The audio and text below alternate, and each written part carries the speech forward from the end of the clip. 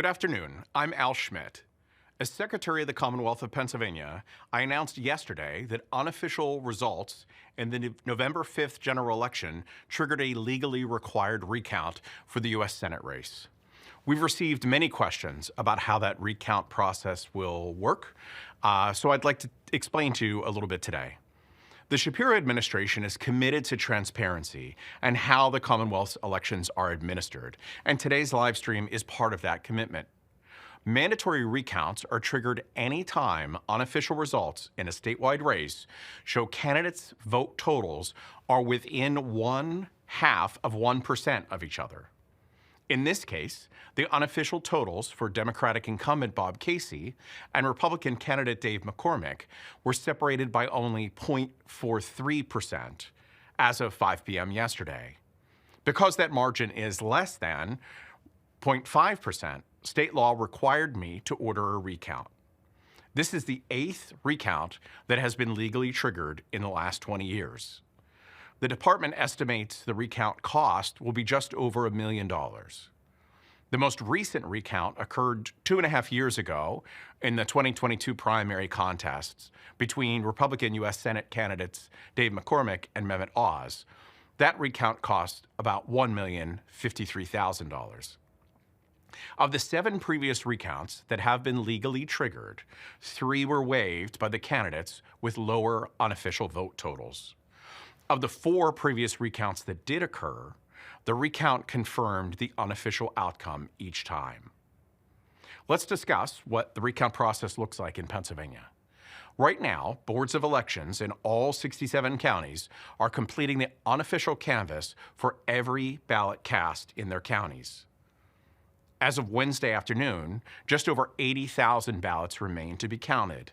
That number comprises approximately 20,000 mail-in and absentee ballots and approximately 60,000 provisional ballots. Today, counties continue that canvass and of outstanding ballots and entered new unofficial results in the department's election reporting website. The totals reported there now for the state Senate race, or U.S. Senate race, and other races are updated numbers from the results reported by counties yesterday. Once each county completes its canvass of all ballots, county officials will then immediately move on to recounting every ballot cast in the U.S. Senate race. That's nearly 7 million paper ballots that our 67 county election offices will recount as they complete the process. During the recount, counties will use a different method or different equipment to tabulate votes than what they use to compile their unofficial results. This is done to ensure any potential tabulation issues can be identified. Counties must begin the recount process no later than Wednesday, November 20th. They must complete the recount by noon on November 26th and must report their results to the Department of State by noon on November 27th. Once we've received all recount results, the department will then publish those online on November 27th.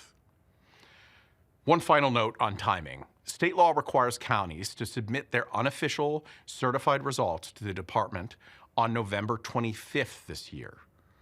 Counties will certify the results for all other races by that deadline, then will certify the U.S. Senate results as soon as their recount is completed. Over the next 2 weeks, the department's election returns page, electionreturns.pa.gov, will continue to reflect the unofficial totals that counties report to the department.